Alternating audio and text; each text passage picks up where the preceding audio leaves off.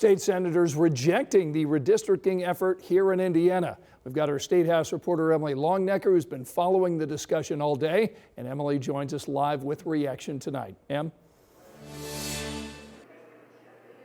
Yeah, Ann and Scott, the vote was 31-19 against redistricting. You know, going in today, we always knew that Democrats were going to vote against this, but there was some question about how different Republicans in the Senate were going to vote on this. We knew some of them had stated publicly how they felt against redistricting, some for, some against. Others had not. In the end, 21 Republicans sided with Democrats to defeat the bill.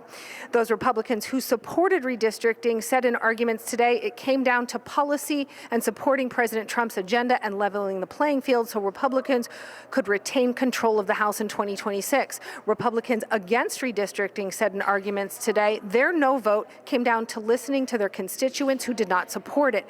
Here are two opposing sides just from Republicans today. Some will say these maps are political. Let me be clear. You're damn right they are. Political policy is political. Safe streets are political. Look at Indianapolis. Affordable electricity is political. A drug-free Indiana is political. Peace in the Middle East is political. I dealt with it firsthand. If drawing a map that secures 2 more seats for the Republican Party means that we continue to see overdose deaths drop by 20%, then I'll draw that map every single day of the week and twice on Sunday.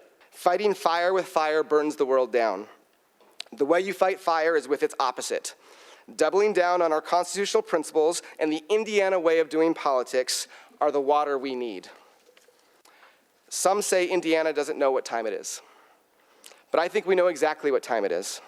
It's time for patriots to stand by the Constitution and say, we, the people of the United States, are the only ones who should ever decide an election. It's time to say no to pressure from Washington, D.C. It's time to say no to removing accountability from elected officials. It's time to say no to outsiders who are trying to run our state. It's time to say no to HB 1032.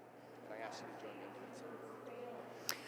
And Senate President Pro Tem Roderick Bray said after today's vote that he still wants to see Republicans retain control of the House in the 2026 midterms. He said that Republicans who voted against redistricting, they just have a different idea on how that should happen. And clearly we saw today 21 Republicans saying that it should not happen by redrawing the state's congressional districts. Now, a lot of folks talked about what their constituents wanted as a reason for how they voted today. And we saw Hoosiers in these hallways today raising their voices, mostly against redistricting. My colleague Jenna Webster is here to talk about that. Jenna?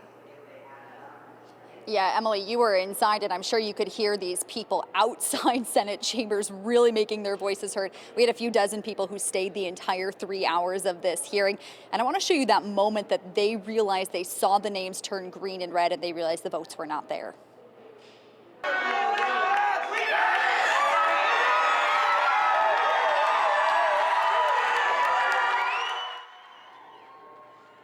This was the moment that protesters described to me as the power of the people as redistricting was voted down by senators. You can see those reactions. A lot of people were actually hugging the person next to them.